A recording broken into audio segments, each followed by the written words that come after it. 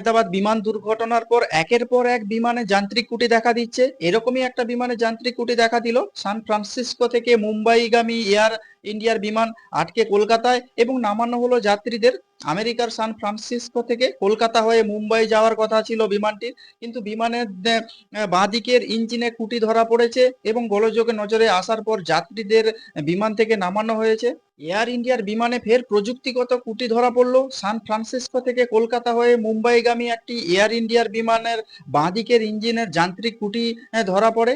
আপাতত কলকাতা বিমানবন্দরে দাঁড়িয়ে রয়েছে বিমানটি।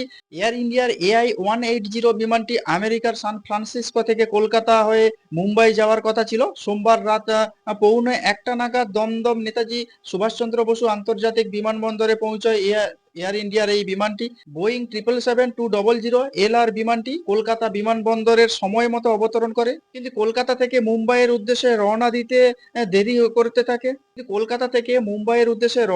দেরি হতে থাকে। কলকাতা থেকে রাত 2টোর সময় বিমানটি মুম্বাইয়ের উদ্দেশ্যে রওনা দেওয়ার কথা ছিল, কিন্তু নির্ধারিত সময় পেরিয়ে যাওয়ার পরেও বিমানটি রওনা হয়নি।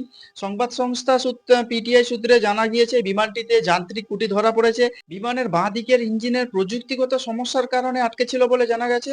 শেষে ভোর 5:20 নাগাদ সকল যাত্রীদের বিমান থেকে নেমে যাওয়ার জন্য বলা হয়। AI-180 পাইলট ঘোষণা করেন, বিমান সুরক্ষাজনিত কারণে এই সিদ্ধান্ত নেওয়া হয়েছে এবং যাত্রীদের বিমান থেকে নামানোর পরে এয়ার ইন্ডিয়ার ওই বিমানটিকে দমদম বিমানবন্দরের যে টারম্যাকে নিয়ে যাওয়া হয়। আপাতত সেখানেই রাখা আছে।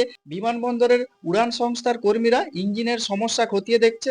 গত 12ই জুন আহমেদাবাদ থেকে লন্ডনের গ্যাটউইক বিমানবন্দরে যাওয়ার সময় দুর্ঘটনার কবলে পড়ে এয়ার ইন্ডিয়ার বিমান, এবং আহমেদাবাদ বিমানবন্দর থেকে ওড়ার কিছুক্ষণের মধ্যেই ভেঙে পড়ে।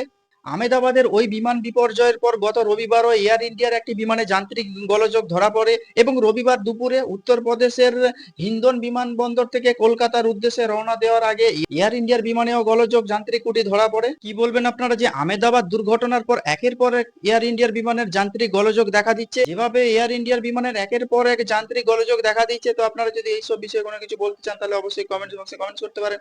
আর নজর রাখুন না চিন্তা।